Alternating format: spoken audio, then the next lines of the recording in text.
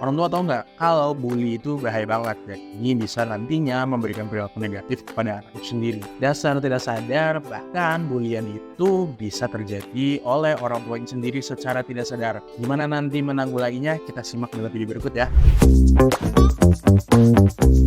Preview.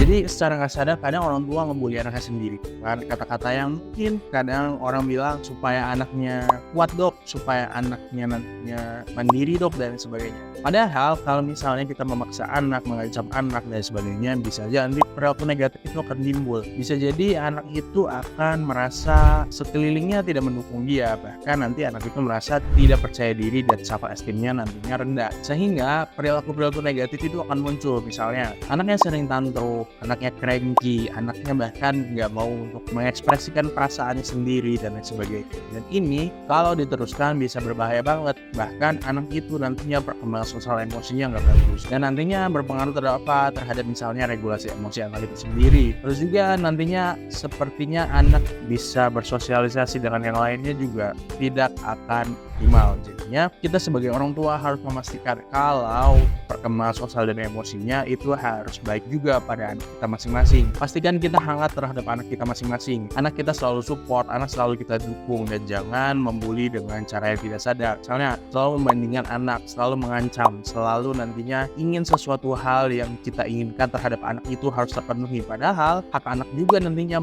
punya ekspresi sendiri, punya keinginan sendiri dan lain sebagainya. Contoh yang sering tidak disadari oleh orang tua ketika anak itu mendapatkan bulian dari kita adalah misal kita mengancam untuk tidak memberikan sesuatu hal kalau anak nggak nurut sama kita. Misalnya, abang kamu nanti nggak diajak jalan-jalan ya kalau nggak nurut papa. Itu adalah salah satu bulian yang sering terjadi secara tidak sadar. Kalau misalnya ini diteruskan berdampak nantinya apa? Anak itu ya nantinya nggak mau nurut sebetulnya, tetapi dia ketakutan kalau dia nggak nurut nantinya nggak diajak atau dia hanya cuma ingin dapat rewardnya aja, bukan dengan secara sendirinya untuk memenuhi hal-hal tersebut. Jadi pastiin orang tua untuk nantinya memberikan hal-hal tersebut dan juga meregulasi emosinya selalu dibantu, selalu berikan kehangatan, mendampingi apa yang anak rasakan. Sehingga apa? Sehingga anak memahami apa yang dia rasakan dan juga orang tua mendampingi. Ketika regulasi anak baik, bisa juga nantinya sosial emosi menjadi baik dan kecerdasan dengan regulasi emosi itu sangat amat tinggi.